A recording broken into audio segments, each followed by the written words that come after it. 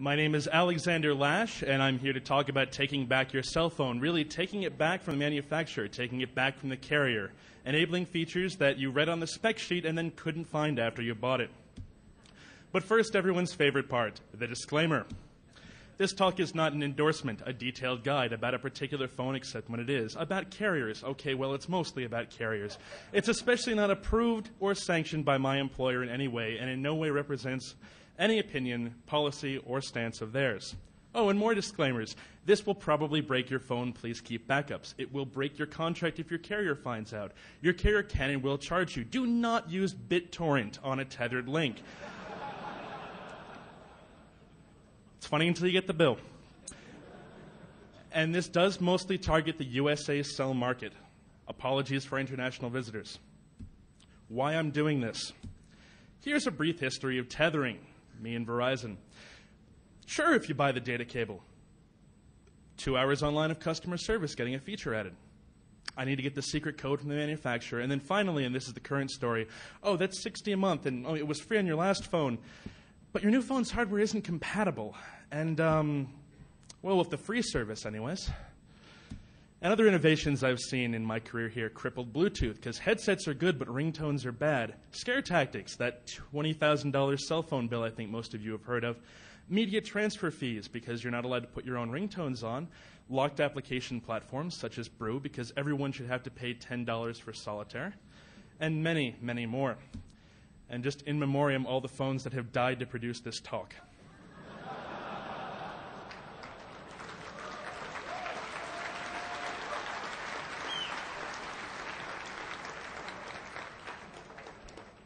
I will pour one out after the show. Anyway, some basic skills that you'll all want to have. Dealing with your carrier. I do get this a lot more than you'd expect. Automated systems don't check for many things, like, for example, the fact that your phone wasn't purchased from the same carrier. Be very circumspect. Talk about faults in features you're already paying for. Be courteous. And above all, don't let them keep talking. Keep going on. They'll just simply cave in. Not that I said that. And again, stress that you need to make calls. Unless you're not paying for that. Some great online resources. Howard Forums. I will say it as many times as I can. It is the best resource to find people like me, people better than me, people who I've stolen notes from to produce this talk.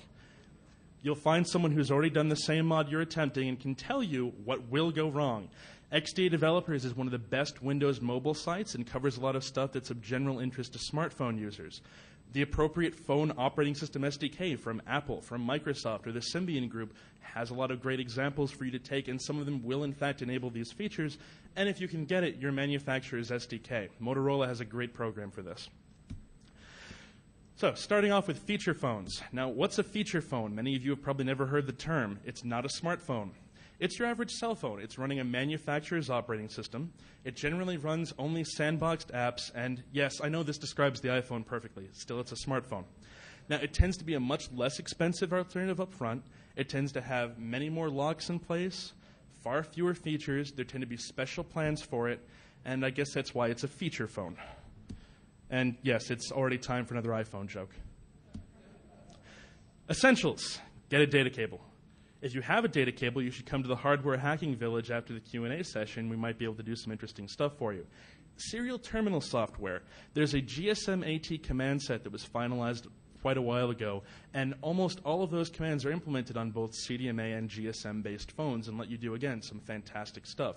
BitPim, Gamu, and Nokia are all open-source projects, all of which will let you open up your feature phone's file system. The Qualcomm PST, which almost no one in the audience will be able to obtain.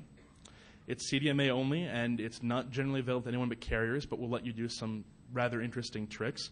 The manufacturer's product support tools available to their technical support people. Again, very useful if you're trying to do stuff, but I don't know how you'd be able to obtain something like this. And most importantly, sign up for unlimited data. For a feature phone on most carriers, this is between $7 to $15 a month and gives you a wonderful excuse to be suddenly using a large number of data minutes for no apparent reason. Your grail is the manufacturer PST. This is the real bricking alert. Even when used properly, these things tend to crash. And especially when used properly, these things tend to crash and leave your phone bricked. And really, find someone else who's tried it first. Very high risk, very high rewards. With this Grail, you can get rid of the proprietary UI some carriers, Verizon, currently force on you. You can sometimes change out Qualcomm Brew for J2ME to install your own apps. It's a great way to kill a week in a phone. I have a wonderful war story for this. Unlock Bluetooth profiles. Again, if you're lucky, get dial-up networking, get A2DP sometimes, and of course, file transfer for ringtones. Unlock USB mass storage mode. Use your phone as a flash drive. And flash features from newer phones or newer revisions of the same phone. Razr owners, I'm looking at you. Stupid phone tricks for everyone in the audience if you'd like to follow along. Here are a few different codes you can plug into your phone right now to access a certain menu which will let you do a variety of things. On most phones, this will let you set your own WAP proxy.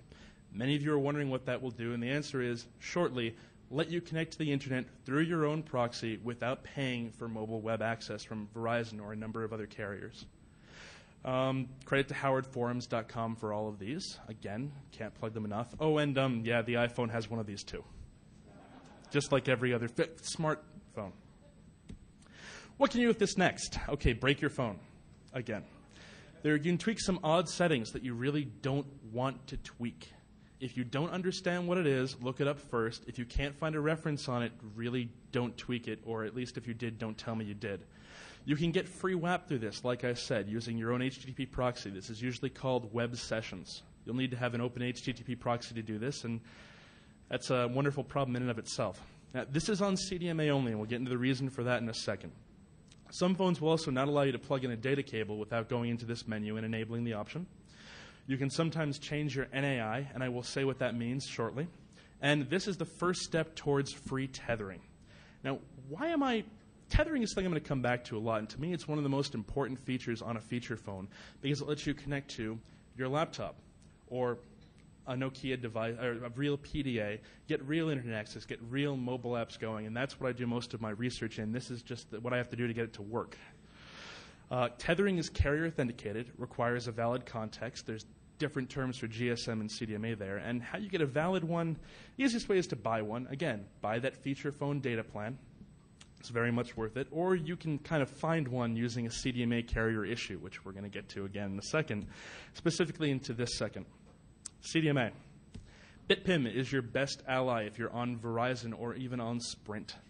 Accessing your phone's file system, it's an open source alternative to a wide variety of tools that are difficult or illegal to find or steal, tools that don't exist, and tools that are very proprietary, such as, I don't know if anyone's ever heard of GAGIN, Get Around, Get It Now. Show of hands. Anybody? Nice. Old school. This works on every CDMA phone since the VX4400, the first phone I killed. No coincidence there. And support gets better every day. It's an open source project. The most important thing you do with BitPim is make a complete backup of your phone for when you break it, because you will. And again, quick uses of BitPim. You can add ringtones with it instead of paying $2 a ringtone. Add pictures instead of paying $1 to transfer it to yourself as an MMS. Add video, which most carriers don't let you do. Download video to your computer, which again, most carriers don't let you do. Back up your phone, again, the in memoriam slide. And modify system files, which let you do little tricks like turn off the shutter noise on your camera and other annoying features built into your phone. And again, howardforums.com is a great place to find out what to start breaking. Qualcomm PST is yet another breaking alert, even though this is the most important carrier tool most stores use for service programming. You can use the backup service programming, restore it to a new phone after you brick yours, modify your service programming for tethering, really only tethering, you don't want to mess with the rest of it, and it's the only really surefire way to change your network access identifier, the NAI. It can also modify some files that BitPim can't. Here's a brief history of CDMA data, which has a lot of great information for everyone. And here's another eye chart. But the most important part is everything now boils down to the NAI if you have a modern phone. And by modern, I mean pretty much in the last 3 years, which should be everyone here. It authenticates you for data connections. You may have seen your number at vzw3g.com in various places. Now, most phones have two. One's for WAP and carrier services and unlimited access on... I honestly have no idea. I guess we've gone to DEF CON 17? Right, so Goons, anybody? I'll just yell louder. So, most phones have two. One is for WAP and carrier services, like, for example, checking in on your account. Unlimited access on this NAI tends to be $10 a month. Unlimited access on the, and of course, most non-plan access generally bills as airtime for that particular NAI. That's what lets you download applications from their app store. There's a different one for tethering, the one that you're charged $45 a month to use, and non-plan access generally gets rejected.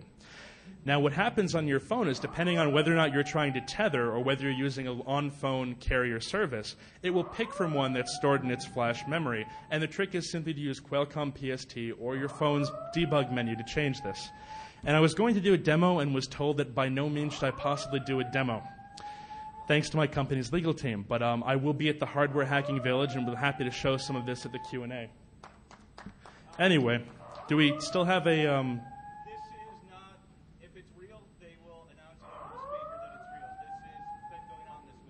Okay, this is not a real alert. This is merely a test.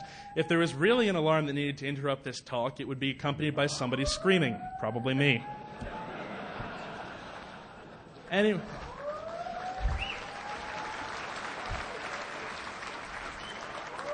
Thanks, I'll be here all afternoon.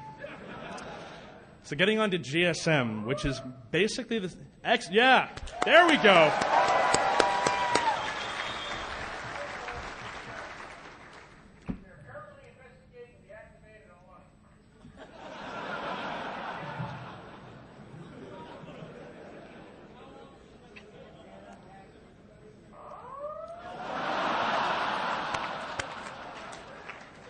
All right, we're halfway through the deck.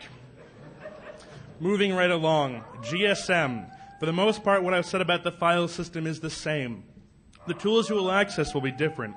What makes GSM different is the fact that GSM data wasn't an accident. There's a few reasons for this. Most voice plans, therefore, have per kilobyte charges for data access, whereas on most CDMA plans, it's simply billed as airtime. GSM phones tend to be sold in freer countries than this one, generally support J2ME out of the box, which means you can run your own applications without much trouble, and rely on carrier locks, whereas Verizon relies on device locking. It's a different system, and IMEI locks. And of course, GSM networks allowed for non-carrier approved devices from day one, whereas most CDMA networks are just now allowing this. So we're getting on to the APN, which is the equivalent of the NAI but for GSM, and it authenticates you for data connections. WAP.singular may look very familiar to someone, or WAP.voicestream.net, or tzones.tmobile.com. There's a large number of these.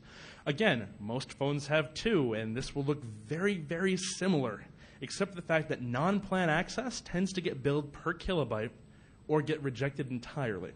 Neither of these are great, and again, the way around it is to simply buy a data plan temporarily. And it's exactly like an NAI in every way, really. The carrier's just a little bit smarter about it. Good news. The APN is very rarely stored on the phone. You set it when you're establishing a connection. This means you generally do not have to reflash any part of your phone or have any real tools. You just need to know the right APN. Unlimited WAP access, therefore, becomes unlimited tethering. Within reason, again, no BitTorrent, and violates your carrier TOS, and I didn't tell you how to do it. Carrier unlocking is a real issue for GSM, which it's really hard for me to get into. It generally requires some deep firmware mods. It's usually phone-specific, if not manufacturer-specific. Or it requires some hardware mods, which can generalize to a wide variety of phones. And profits get made here, so it's very hard to find open information on this. I was able to put together some general tips and tricks, but it really wouldn't be of interest to most of the audience. Mostly it's for older phones. And it's really outside the scope of the talk, and I could spend 3 hours on this. I'm not sure why that was animated. Anyway, smartphones, which I think most everyone here is carrying. Can I get a show of hands, actually, if you're carrying a smartphone? Yeah. Real surprise there. So, general smartphone notes. Different plans with the exact same back end and generally cost 4 times as much for data because they know you're going to use it. Supply and demand. Very rarely are you software locked or feature restricted with a smartphone. Generally because carriers are loath to go into the same amount of effort, really. There's a lot more smartphone variation. There's a lot of market reasons for this, but it's a good thing. And really, modifications only have to touch the OS. If it works on one Windows mobile phone, it's going to work on almost all of them, unless, of course, you're relying on a GPS chip that simply isn't there.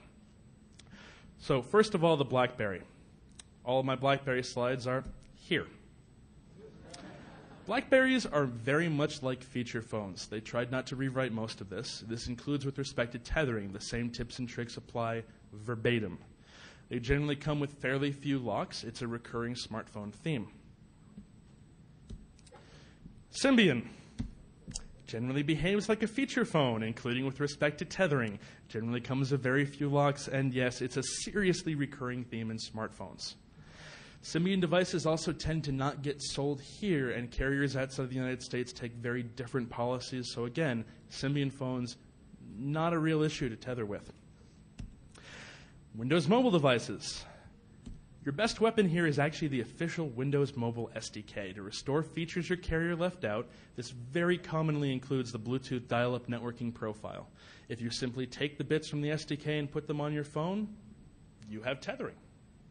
You can also use this to add features to your phone. For example, there is a SDK example, which is a pseudo GPS driver, which will take a variety of different pseudo GPS sources and turn them into a regular NMEA-compatible GPS that can be consumed by TomTom or your particular GPS navigation solution of choice, or any of a number of different applications, really.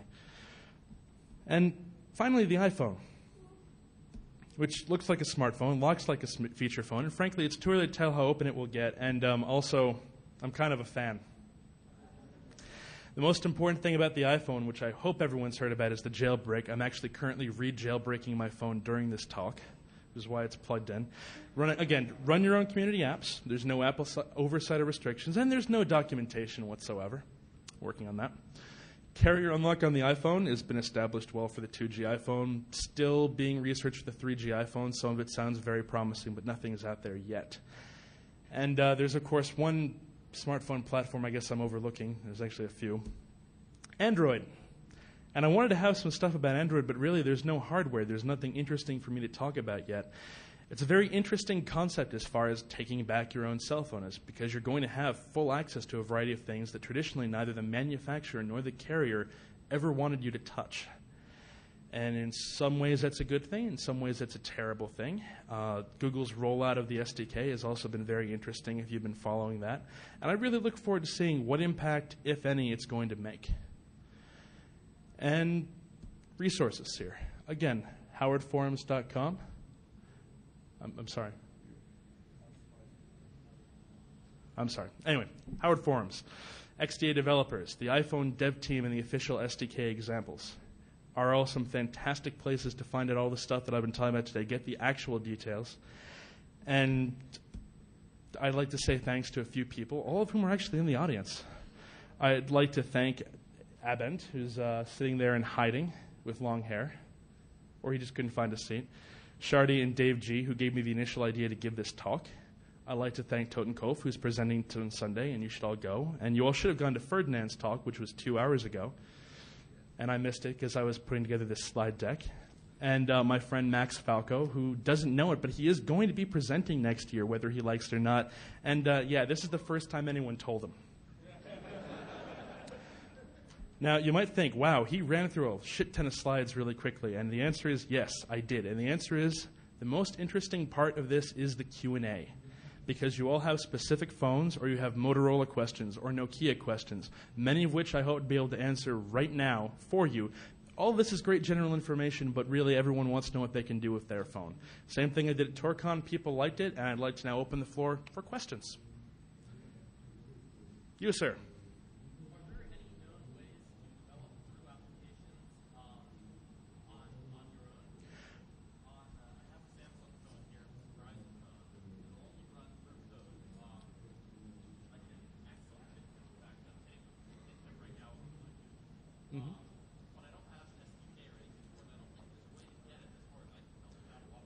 So the question here is there any way to develop your own Brew applications for your own Brew-enabled cell phone for free? And the answer is unfortunately not anymore. There used to be a way to get around it with Brew V1, but we're now on to V3 with most phones. It is possible to get a copy of the SDK, and it is possible to start writing your own applications, but unfortunately doing so requires a few $100s worth of certificates. There is no free or open way to develop for Brew, and that's one of the many reasons why I try and remove it on every device I own. Question?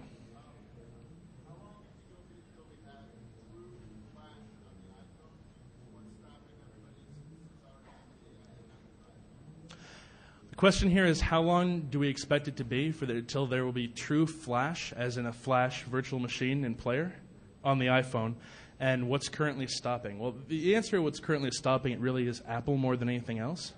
I understand from Adobe they've put together prototypes, and there's a wide variety of devices that run similar operating systems, like the Nokia 770, 800, and 810, all have Flash players. And really, Apple wants to ensure a certain experience of the iPhone, and frankly, most Flash apps would run very poorly on it, leading to crashes and hangs and other things that Apple is very zealously against. And I think that, more than anything else, is why we don't see it right now. Adobe certainly would love to have it on every iPhone. I mean, no question. Speaking of questions.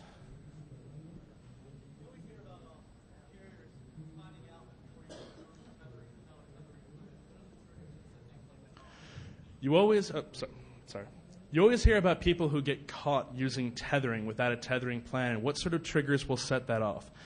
Every carrier has a built-in limit to their feature phone's unlimited plan. In general, this is about 5 gigabytes. I know that is that for Verizon. Some international carriers go down to 1 or 2. Rogers, for example, is 1 gigabyte. And really what will get you caught is going over that limit. Almost nothing else will. BitTorrent will also get you caught for going over that limit because you're going to have upload and download that looks much more symmetric than it should be. Using a large number of encrypted services, again, most of which don't run on phones, can be a red flag, but for the most part, you're a needle in a haystack if you're not doing anything that goes over that 5 gig limit. Question back there.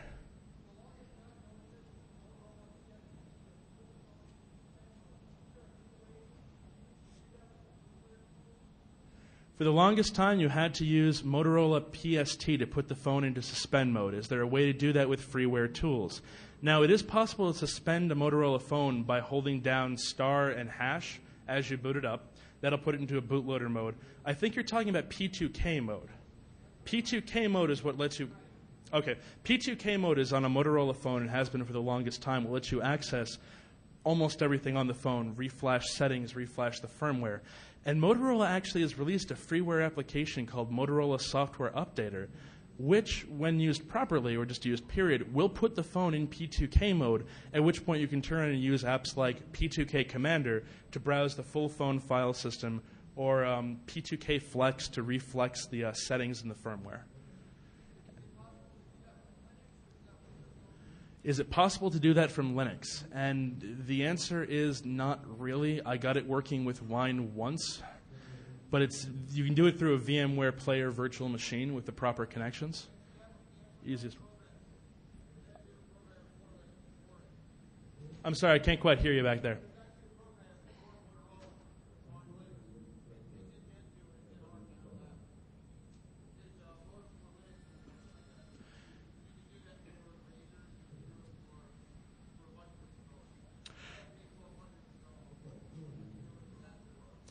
Gotcha. Apparently Motorola has released a program, if I'm hearing you correctly, called Moto for Linux, available in Gen 2 already, which can do P2K actions on Linux, it sounds like.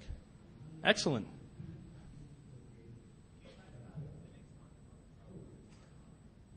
I'm sorry, I can't hear. Can you come up here? Linux on the smartphone? You mean like the Limo Collective and so forth? Again, without having hardware in my hands I've been able to break and play with, and without a community, I don't have a lot of information on that. I'd expect it to work the same way that Android's going to work, insofar as with this much deep access into the kernel, into the SDK, into things that previously you weren't able to touch or couldn't touch without expensive tools, we're going to see some very interesting applications in very, very open phones. What about actual hacks to put Linux on phones? I'm not aware of any that are really usable. That is, I mean, my criteria is if I can't use it as a phone afterwards, I can't really install Linux on it.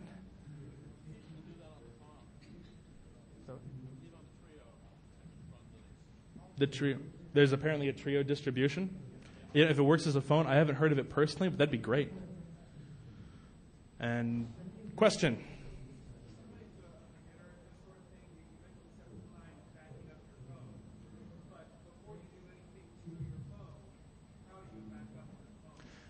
Before you do anything to your phone, how do you back up your phone?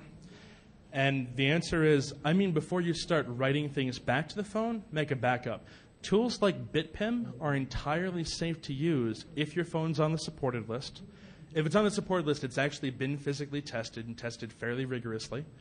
And really, for read operations, you're not going to have any trouble. It's when you start reflashing your phone that you're going to kill a memory controller and have to have a very awkward conversation with Verizon technical support. Question.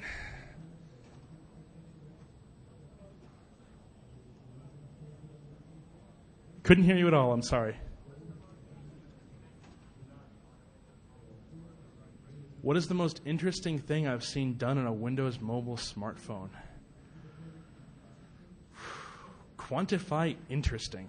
I've seen a browser on a Windows mobile smartphone that doesn't suck.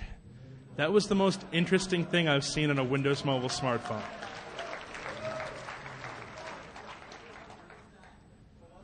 Which browser was that? Can't tell you. Sorry, I suck, I know. You've heard of it, possibly.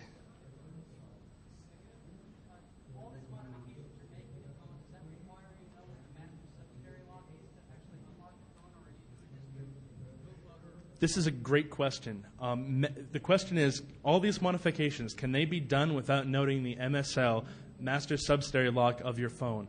And the answer is a great deal of them can be. Most of the PST stuff couldn't care less about your MSL. And in the event that you do have an MSL in your way, most phones have it set to 000000, or, if you've heard Spaceballs, 1, 2, 3, 4, 5, 6. That covers 90%, actually. It's pretty funny. Sprint has a policy of changing the MSL. And if you call Sprint and inform them you're a developer, not only will they tend to give you developer access to your phone, which includes being able to add your own root certificates. I could get into J2ME development if you'd like at the Hardware Village, but also that they'll give you the MSL if you ask.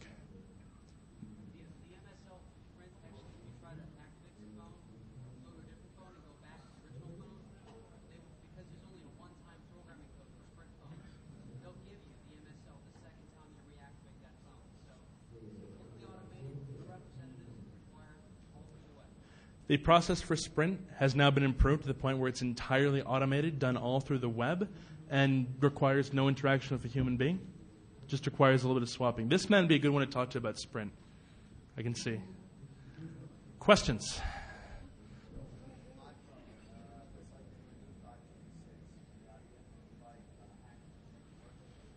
I know that the removal of IPv6 from the iPhone is a there's a lot of people ticked off about that. There's a lot of people ticked off about, as far back as 1.12, they removed some hooks that were looking like we'd be able to put our own kernel extensions on the iPhone. I know there's a lot of people, myself included, who are working furiously on that. Mostly people more qualified than me to modify a kernel on a system I've never ever used before, but still, I know people are working on that actively. Shardy. Shardy would like to know how to make free phone calls, and because I knew he would ask this question, I'd like everyone who has a spare moment to go to tinyurl.com/shardy. That's right, tinyurl.com/shardy. Question.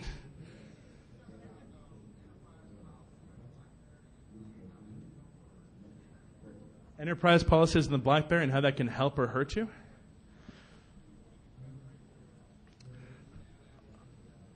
So, enterprise policies in the BlackBerry, I have not seen a lot of them actually put in place. I've only heard of a few companies that have gone through with them, and there's not a lot of community information out there about it. I haven't heard of one that prevents tethering. Application install, you can circumvent with the proper PST, especially if you're on CDMA. Quick, wouldn't be a huge deal. But beyond that, I don't know what to tell you. Just, again, I'm limited to what I can get out of the community if I can't get the hardware myself. And questions? Oh, yeah, totally. Sorry, I've been neglecting that side. I'm sorry, I can't hear over you the speaker back behind me.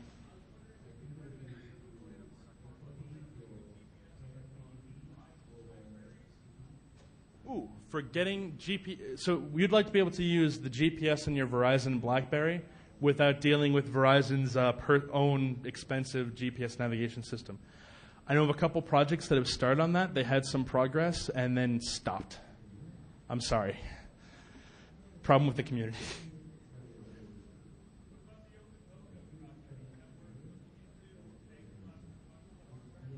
The OpenMoko project, again, I kind of file into the open smartphones. It's really cool. I got to see one of the devices, and it's an open device. You can do whatever you want with it. It's an open device that's expensive and has some hardware limitations, and whether or not your carrier will ever let you activate it is another question. But again, until they start getting them into people's hands, it's really cool, but beyond that, don't know what to tell you. Way in the back.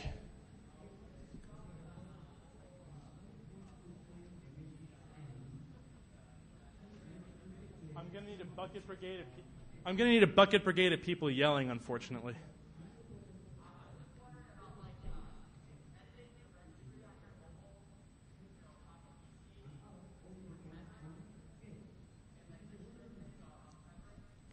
So editing the registry on your Windows mobile device in order to enable tethering. Modern Windows mobile devices do it through a different mechanism. There's a separate app that you have to run. That's like Windows Mobile 5 and 6 to be specific. I'm sorry? Yes. As far as I know, there's no registry hack to enable it. You just need to have the executable on your phone. And it was removed in Windows Mobile 5 AKU3 and then redistributed as part of the SDK, which is the best best place to find it. And XDA developers will have that able for available. They'll be able to tell you where to find it. I'll put it that way. Question.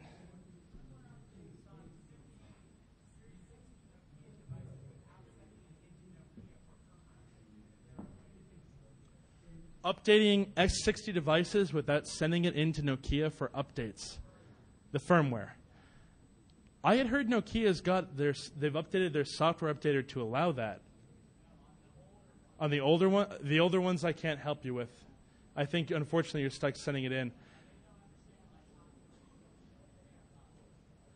Yeah, Nokia kind of phased out support for the early devices fairly rapidly, and I'm really curious to see what happens now that Symbion's open source, given the number of people who don't update their devices, can't update their devices, have never heard of the Nokia software updater. And we're going to find exploits in it. We're good at that as a community. Question. Those from Windows Mobile, right? So on the original Palm Trios, for the most part, say what? Yeah, Palm OS-based Palm Trios. For the most part, I wasn't aware they locked down too much on those. I know that tethering, again, is just an installable app, and that's all there is to it. If you go to Howard Forums, they're going to have a forum for your specific model, and it will have how to do that. Best recommendation I can give you. Question. What company do I work for? Microsoft. See, I was worried about a lynch mob, but...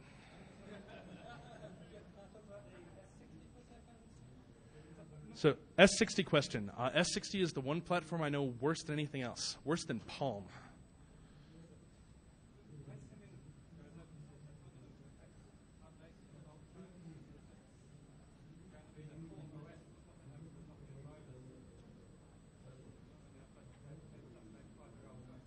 I very much doubt it.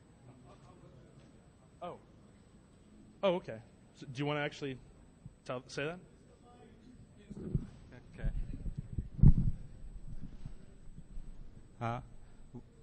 When Symbian goes open source, that's going to affect updates from Nokia. But Nokia have a policy of ceasing updates after a year or 2 years. And open source Symbian isn't going to give you the drivers and the various add-ons that Nokia add for a particular older device. You're not going to make new ROMs.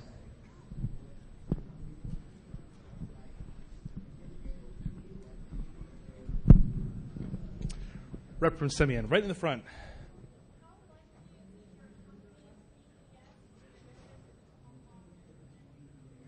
How likely is your company's BlackBerry Enterprise service going to notice if you unlock everything? Based on a number of other enterprise systems that's supposed to lock this down, the chances are between 0 and not. I've never heard of anyone ever, except the fact of walking up to the head of IT and saying, "Hey, look, my pin lock's disabled." Actually getting caught for that. Very, very popular unlock. Right in the front again, because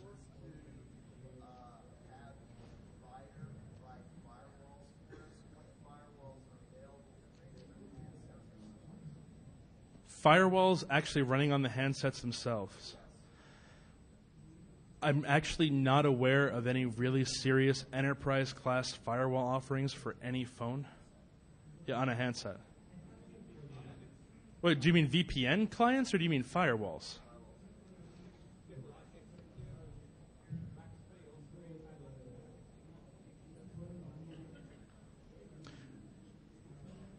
Anyway. Does he got your... Yeah. I mean, I would love to have a firewall on my phone personally, but I know for a fact on the iPhone they've disabled IPFW and no one's cracked kernel extensions quite yet. Big project, though. Question. Any chance of A2DP, Advanced Audio Distribution Profile, getting anywhere on the iPhone? I really hope so. I have some nice Bluetooth headphones. I'd like to use them. The reason why not is because as far as I'm aware, there's nothing on the iPhone that's particularly good at decoding A2DP decoding or encoding SBC subband codec. And as a result, you're going to see dramatically shortened battery life. I mean, I was working on a project for the Nokia internet tablet devices. They run Linux to get that working. And until we were able to get it onto a DSP chip, which the iPhone simply doesn't have, the battery trade-off and CPU trade-off was just unacceptable. You couldn't even really encode MP3s in decode music in real time or video and listen to it over a Bluetooth link. And I think you're going to have to stick with a dongle for the time being. Question.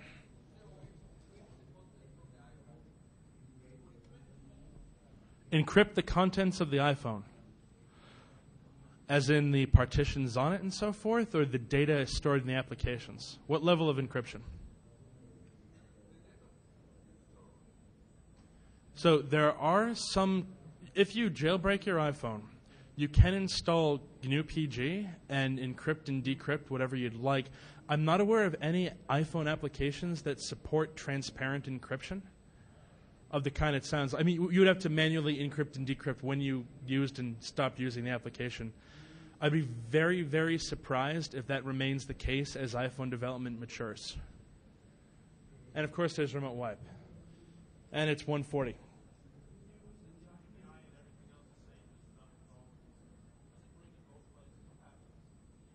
Ooh, if you set the IMEI, if you clone a phone, basically, if you clone all of the settings on a phone, what happens? And the answer is it depends on the network, and it's a really terrible idea. Because you're going to get cell registration. You won't get calls on both phones. One phone will be able to answer it, is what's going to happen. And what will happen when the carrier systems start detecting duplicates might get very weird. I don't know of anyone who's tried to do that except for nefarious purposes, so I'm curious too, but they don't really publish much.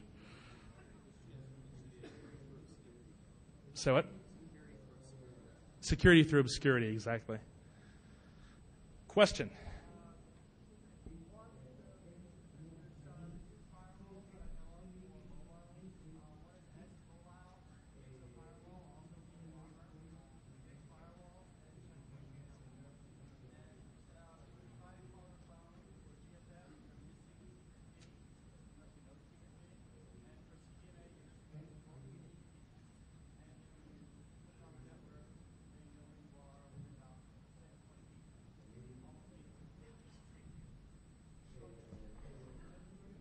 I actually know of a tool that can pull the A key off of a variety of CDMA phones. Not that I'd mention it by name. But yes, cloning doesn't really work. And even if you were able to perfectly clone a phone, the system wouldn't accept it. It would pick you up fairly quickly. And again, there are some mobile firewalls out there, and what I'm hearing is that they're not terribly useful yet. Yeah.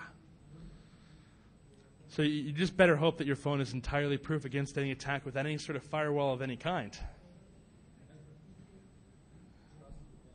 Trust your vendor. Ugh.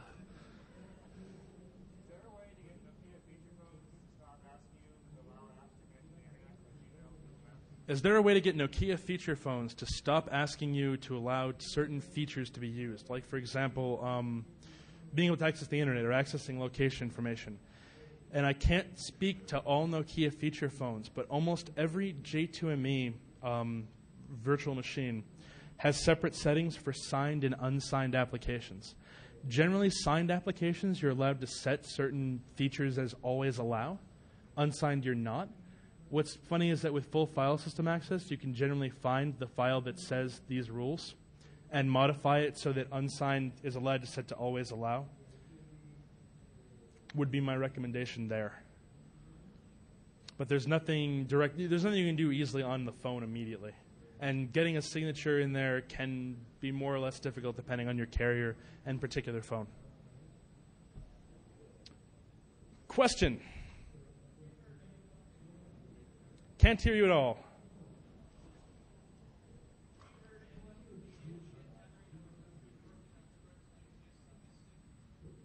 Have I heard of anyone getting Bluetooth tethering working on Samsung's Instinct? I have not heard of that yet. I would say Howard Forums probably already has a detailed how-to with screenshots. It's kind of what they do. Instinct, again, too new for me to have really covered it here.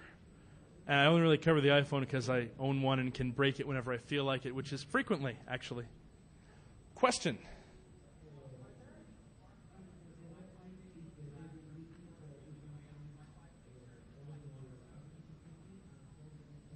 I'm sorry, like what mode? Monitor mode on a Wi-Fi enabled smartphone. I would really expect you got to wait for a Linux or Android-based device. I've never heard of anyone getting monitor mode to work stably or successfully with a Windows mobile-based phone. Haven't heard of it on the iPhone, and I don't know enough about Symbian to tell you. I would expect no, just generally because getting that feed, adding that support to the driver takes effort, and if there's no need for it. I'm sorry?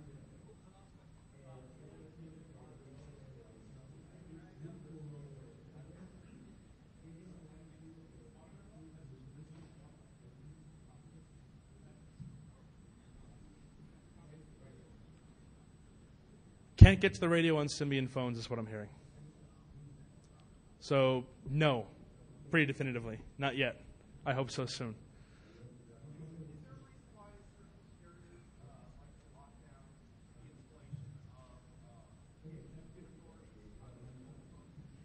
Is there a reason why carriers like to lock down the installation of new certificate authorities on their mobile phones? Oh, God, yes. And the answer is money.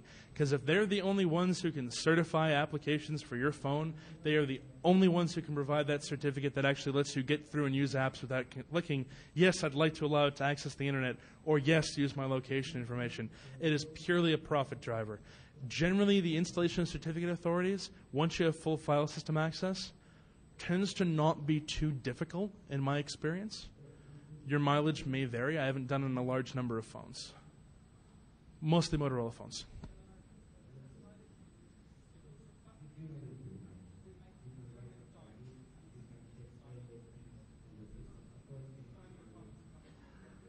Oh, I know. Just verifying that it's not the manufacturer. It's especially not Symbian doing this. It is the carriers. And again, they're the ones who are realizing profit flow from this.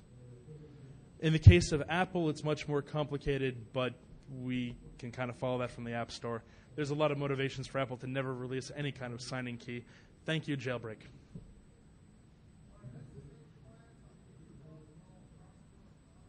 Oh, yeah. SSH clients on feature phones. Mid-P SSH, very mature, very stable, use it all the time, got a lot of great features. I mean, again, you're still using SSH on a phone. It's never going to be a very pleasant experience, but I was able to set up macros and use Pine perfectly. Mid-P SSH, good stuff, runs wherever J2ME is available, runs on Blackberries, runs on Windows Mobile, runs on, you have a question in the back.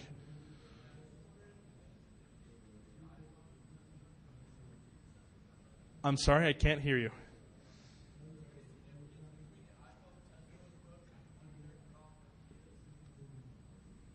Is there any significance for the iPhone test mode code being one character off of Nokia's?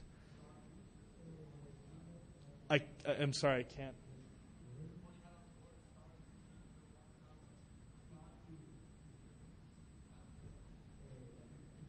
I still can't hear you, but if I got the initial question right, yes? Kinda? All right. I don't have a tinfoil hat, so I can't tell you. I think it's pretty funny, though. But, I mean, Motorola's is #0 setup star. I wouldn't be surprised to see that duplicated. Question in the back. You got one.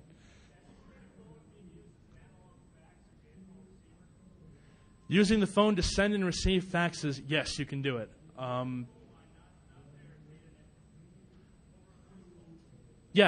If you are sending or receiving faxes, you're using, again, I'm speaking to CDMA here. I don't know enough about GSM for that one. That one I can't field for you. On on CDMA networks, that does go over basically analog, basically over 2G. And works as an analog. You basically use as an analog fax modem with the right software. Question. Oh. Last one.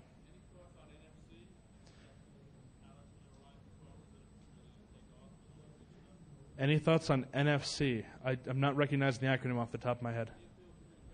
Oh, near field communications. I really expect it to not take off. I think there's a lot of really interesting applications for it and a lot of cool stuff. But as far as the U.S. cell market and the way we tend to lag behind, I don't know what to tell you.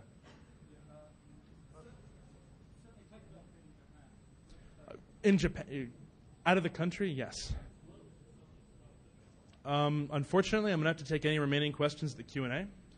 The Q&A is across the hall in 106. Oh, and one last plug. The Q&A will be across the hall in 106. And if you were looking for the IDA Pro book and, like me, missed the initial rush and didn't get one, the EFF will be auctioning one in their room tomorrow at 2 p.m.